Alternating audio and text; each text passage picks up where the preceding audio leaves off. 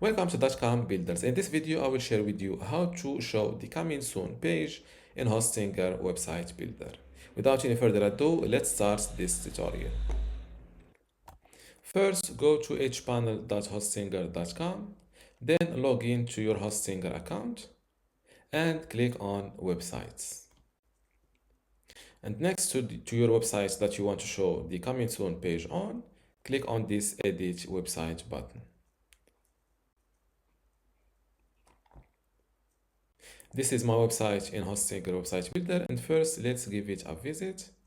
This is it live. Now to show the coming soon page for your website, it's simple. Click on pages, and then here below other pages, next to coming soon, enable this feature. While the coming soon mode is active, visitors will see this page instead of any other pages instead of any other website page. Publish your website for this coming soon page to show live. So click on update website and wait a moment. Now that my website is updated, let's return to my website, and here after I refresh this page, I should see a coming soon page.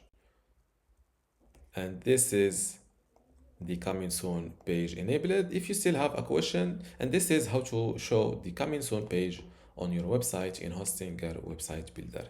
If you still have a question, leave it in the comments below, and don't forget to give this video a like. Thank you.